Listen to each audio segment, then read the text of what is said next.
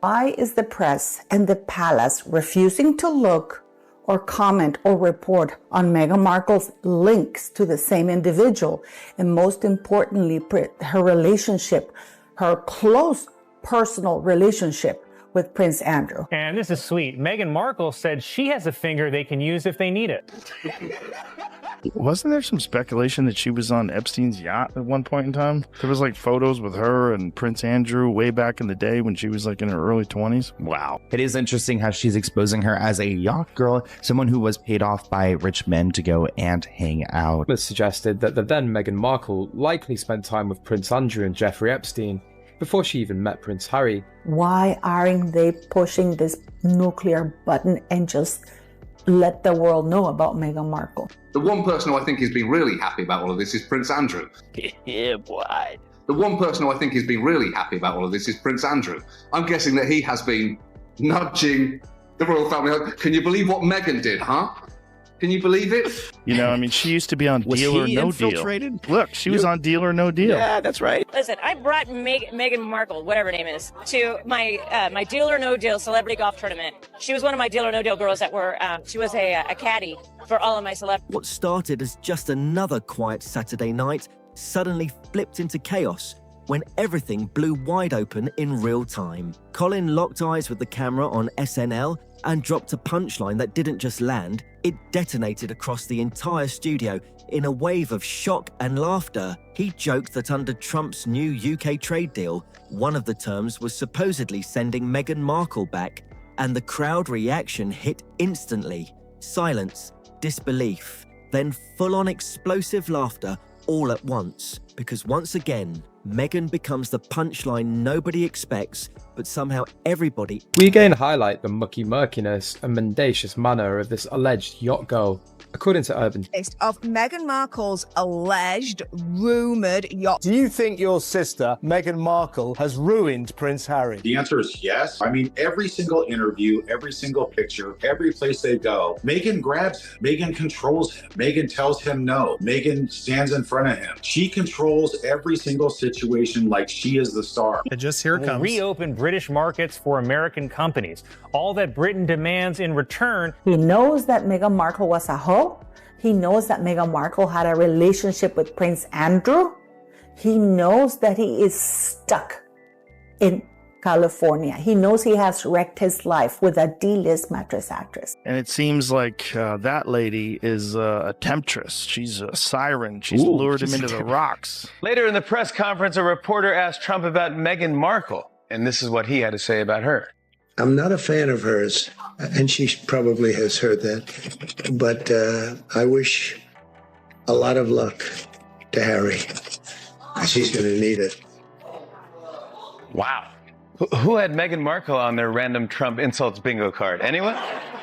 If you're keeping track, Meghan Markle's got beef with the Queen of England and the President of the United States. Instantly understands in the moment. And it hit even harder when the joke added the idea that she'd only be welcome if she deletes her entire Instagram again, which sent the audience into another wave of chaotic reaction and noise that filled the room. On the surface, it looked like comedy, but underneath it carried a sharper edge that people online immediately picked up on. Twitter didn't even hesitate. It went completely wild within minutes, with reactions, memes, and headlines appearing almost instantly, as if the internet had been waiting for a moment like this. But behind the scenes, things reportedly weren't calm at all in Montecito. Sources claimed Meghan was furious. I've convinced you to leave the royal family. Like, I'm out. I don't need you guys. Which is crazy, because don't you just get free money? The late Virginia Roberts wanted to call Meghan Markle as a witness, and she said it was exactly because Meghan Markle was a close past associate of Prince Andrew and would have seen or participated or been around whatever he was doing. Why isn't the press calling this out? With tension-heavy imagery being described online like wine glasses, marble counters, and sudden emotional impact moments that painted a very heated atmosphere. Because this wasn't just another celebrity joke floating around late-night TV. This hit a completely different nerve. A mainstream comedian on one of America's biggest comedy stages had just said what many people usually only whisper about behind closed doors. Meghan Markle wasn't being targeted for politics or royal struggles in this moment. She was being framed through her brand identity, the carefully built public image that now seems more fragile with every passing week. And while the audience kept laughing, some sharp-eyed viewers online insisted there was something deeper hidden inside the joke itself. They called it a signal flare moment, a warning shot disguised as humor. According to those reactions, it wasn't just a punchline, it felt like a door cracking open, hinting that something bigger in public perception might be building right under the surface. And just as that moment started fading, the internet delivered its own second wave of chaos that hit just as hard. Only days after Colin Jost's mic drop moment, a set of grainy but strangely well-composed photos started circulating online at high speed. The setting appeared to be a luxury yacht floating off a bright, sun-soaked European coastline. Marrying the monarchy, what did you think it was going to be like? Well, I didn't do any research about what that would mean. You didn't do any research? No. I've never looked up my husband online. What? Let me introduce this thing called Google, okay? Over there, I think it's called Lori. It's full of useful information. For instance, turns out your husband knew Princess Di. That might have been a hint that this was going to be a rough gig. So while you're Googling, you might want to try the combo Andrew, Island, and Epstein. Prince Andrew's confiding to friends about the not-so-secret relationship with him and Meghan Markle, and this is why Prince Harry wants to end the marriage, and is so disgusted he can barely touch his woman. Since you like that, here's another. With everything styled in a way that looked almost too perfect to ignore. Inside the images were powerful-looking men wearing designer sunglasses, champagne glasses raised, and private staff moving in the background, while at the center stood a woman in luxury swimwear, hair flawless, laughing like she had no worries at all. The resemblance claims exploded immediately, and the internet jumped into full investigation mode. Reddit threads, TikTok breakdowns, and X posts went into overdrive, analyzing everything from timestamps and tattoos to sunglasses shapes and tiny physical details people swore proved their theories. And then the line spread everywhere fast. That's Meghan, no question. These weren't blurry relics from decades ago either, according to online chatter. They looked modern, intentional, and lit in a way that felt almost staged. But what really ignited the situation wasn't just the photos themselves, it was the timing. They dropped exactly when Meghan was reportedly trying to shift her public direction, promoting rosé wine, teasing documentary projects, and pushing a fresh rebrand. Instead of a smooth transition, everything started breaking apart, and in real time, the old yacht girl whispers came roaring back. Karina Shulia was Jeffrey Epstein's last known girlfriend. She is on record saying that the only times she flew on a plane, went on a yacht, or whatever was with her boyfriend, Jeffrey Epstein. And here we have Rachel Meghan Markle parading on a yacht since 2014. Retire, bitch! Louder and more aggressive than before, and her carefully built image began to crack under the pressure of renewed scrutiny. Because the real issue wasn't just what the photos showed, it was what they represented in the public imagination. For years, Meghan Markle had built a highly controlled digital identity filled with clean aesthetics, wellness imagery, and carefully curated messaging designed to inspire and connect. She wasn't just a public figure. She positioned herself as a movement built around self-love, charity work, and motivational. Her hype will manifest your life messaging that resonated with millions online. But when those yacht-style images resurfaced, the contrast hit instantly and sharply. Online critics argued that the visuals didn't match the polished narrative that had been consistently presented over time, especially not the carefully structured empowerment storyline. According to online sleuth discussions, these photos were tied to her earlier acting years during the Suits era, before royal life ever entered the picture. And that's where things got messy, because people began arguing not just about what was shown, but about what version of her past had been emphasized or ignored. Suddenly, the narrative didn't line up cleanly anymore. Critics started saying you can't promote purity, empowerment, and curated lifestyle branding while being seen in high-luxury yacht environments surrounded by billionaire energy and staged glamour moments. And yet there it was, spreading across platforms in high definition and non-stop circulation. But at its core, the debate wasn't really about partying or luxury at all. It was about perception, control, and how public identity is built piece by piece over time. Because Meghan didn't just become a duchess in the public eye, she also built a powerful personal brand before and after that transformation, carefully shaping how the world was supposed to interpret her story. Every interview, every post, every curated appearance became part of a larger narrative package designed for public consumption. But when these resurfaced visuals entered the conversation, people argued they didn't fit neatly into that constructed framework anymore. And the more people zoomed in, the more contradictions they claimed to see forming inside the polished image that once looked untouchable. Suddenly, the official version of events didn't feel as solid as it once did to many online observers. Old rumors that had been buried under years of PR control, legal pressure, and glossy magazine coverage started resurfacing again with renewed intensity. The Yacht Girl label, long discussed in anonymous forums and gossip threads, came rushing back into mainstream conversation. For years, it had been dismissed by many as rumor-driven noise or online exaggeration, especially after Meghan's royal marriage reshaped her public narrative entirely. Most people had moved on, treating it as forgotten internet chatter. Until now, because those resurfaced images didn't just restart the conversation, they supercharged it. Online discourse exploded again, bringing back old breakdowns, forgotten videos, and resurfaced timelines that hadn't trended in years. Podcasts revisited the story. YouTube channels revived old analysis content, and comment sections filled with renewed debate and speculation. The algorithm wasn't ignoring it anymore.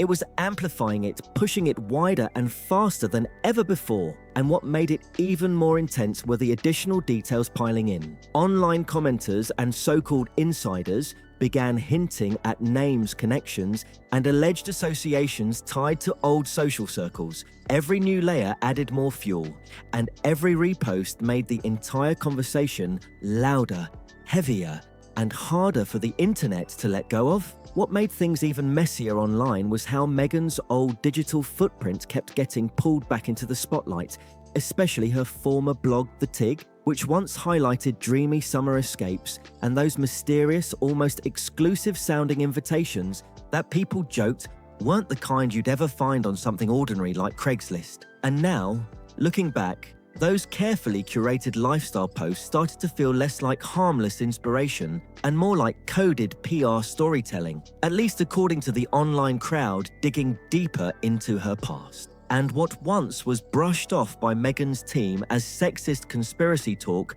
was now, in the eyes of critics, being reframed into something far less easy to dismiss, less fiction, more like an uncomfortable question mark that refuses to fade away no matter how often it's explained. Then came the move that, according to online reaction, made everything spiral even further. Meghan's silence. Because instead of following the usual celebrity crisis playbook that people expect, deny it, post a statement, drop a quote, or push back immediately, she reportedly did none of that. No Instagram note, no Archewell clarification, no carefully worded message about strength or truth or resilience. Just complete, uninterrupted silence stretching across the noise of the internet. And in today's media landscape, silence rarely stays neutral. It gets interpreted, analyzed, and turned into meaning whether intended or not.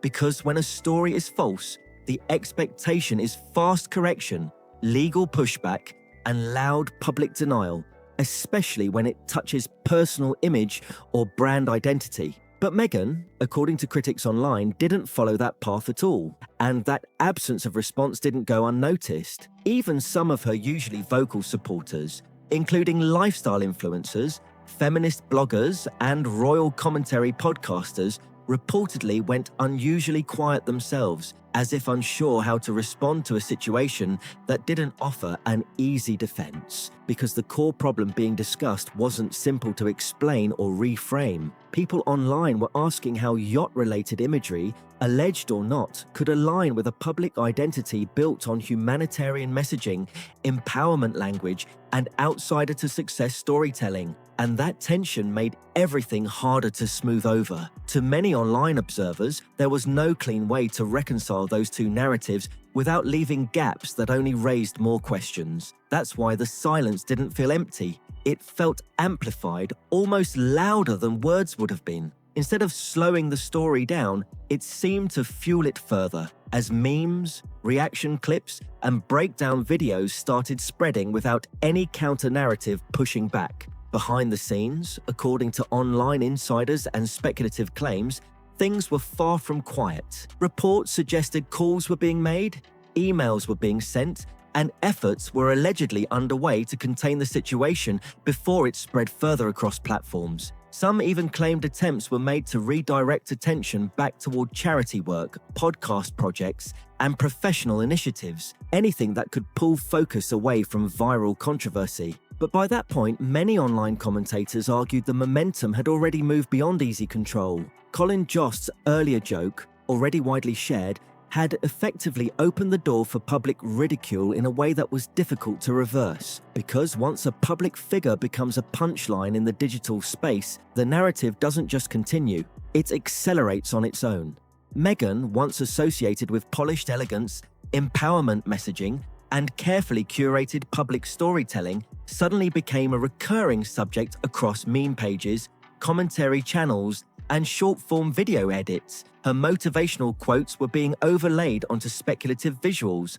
Her speeches were being reframed into satirical edits, and even longtime supporters struggled to keep the conversation grounded in her favor. At the same time, industry attention reportedly began to shift as well. Some entertainment insiders allegedly whispered about hesitation regarding future collaborations, while others suggested certain campaigns may have been paused or reviewed due to unpredictable public perception. In an industry where image functions like currency, unpredictability can feel like risk, and risk can quickly affect decisions behind the scenes. While all of this was unfolding, Prince Harry found himself pulled directly into the same narrative wave, whether he wanted to be or not. His image began appearing alongside Meghan's in headlines, thumbnails, and commentary posts, tying both of them into a shared controversy cycle. Some royal watchers claimed he appeared blindsided by how quickly the situation escalated, with speculation circulating about reduced public appearances and a quieter presence during the peak of the discussion. One alleged insider comment that spread online described him as someone realizing the situation carried far more complexity than expected. Critics, who have long been skeptical of Harry's decisions, intensified their framing, painting him as someone caught between personal loyalty and public consequence. Online discussions increasingly portrayed him as a figure who stepped away from established structures into a world that now feels harder to manage under constant global attention. And as that narrative spread, the idea of a unified Sussex front began to look less stable in the eyes of online observers. What once appeared as a tightly aligned partnership was increasingly being described as something under pressure, shaped by viral cycles, public scrutiny, and a rapidly shifting online narrative that neither of them fully controls anymore. Reports circulating online suggest that Harry has been spending noticeably more time alone, pulling back from strategy discussions, and, according to unnamed sources, quietly questioning the direction everything has taken behind the scenes in ways that people around him can't fully ignore anymore. Meghan, still viewed by critics as the sharper force in managing media narratives and public perception, is reportedly continuing to push forward, trying to hold the story together and keep control of the messaging as pressure builds from all sides. But Harry, according to those same whispers, is said to be growing more distant, more silent, and increasingly detached from the constant noise surrounding them. And if even a fraction of those claims are accurate, there are suggestions of frustration building underneath the surface too, because there's only so long someone can shut out public criticism before it starts echoing back louder than expected, especially when millions are watching every move unfold in real time online. This was never just about a yacht or a few resurfaced images floating around the internet. According to critics and online commentary, this was always about something much deeper, the illusion that had been carefully built over years. Meghan Markle didn't just marry into royalty in the public eye, she constructed one of the most dramatic and closely watched personal rebrands in modern pop culture history, transforming her identity step by step in full view of a global audience. From struggling actress roles to global humanitarian positioning, from early suitcase girl narratives to the polished image of a duchess, from lifestyle blogging and curated digital storytelling to becoming a self-described cultural voice, every phase of her journey was presented as part of a larger transformation story that the public was meant to understand as growth and reinvention. Every piece of that image, according to critics, was carefully assembled like a long-running project, built slowly, refined constantly, and presented as a seamless evolution from one life chapter to the next. But then everything shifted the moment Colin Jost's joke entered the conversation and exploded across the internet. Because that moment, as described online, wasn't the beginning of the controversy. It was the point where everything already buried started surfacing again at once. Once those older photos and discussions resurfaced, everything Meghan had spent years controlling in terms of narrative suddenly got pulled back into the spotlight with new intensity. Old discussions about strategic relationships, carefully timed appearances, curated connections, and the quiet disappearance of earlier parts of her public life started circulating again online. People began revisiting timelines, comparing eras, and trying to connect details that had previously been ignored or forgotten. And as more people started linking those dots between her past and present, the story forming online wasn't framed by critics as reinvention anymore. It was being described as something closer to erasure, and to many observers, that distinction is where the real tension begins. Because in that framing, the controversy is no longer about luxury moments, yacht rumors, or champagne imagery. It becomes about control, about how narratives are shaped, adjusted, and refined until they match a specific public identity, and about what gets left out when a brand is carefully constructed for mass appeal. Critics argue that Meghan's public influence was never built on full transparency. It was built on visual identity, curated aesthetics, carefully chosen words, and highly polished storytelling designed to guide perception. But when unfiltered or uncontrolled moments break through that carefully maintained image, the entire structure starts to feel less stable in the public eye. And this is where online commentary gets even more intense, because once the internet locks onto a narrative and turns it into memes, clips, and reaction content, it doesn't simply fade away, it multiplies.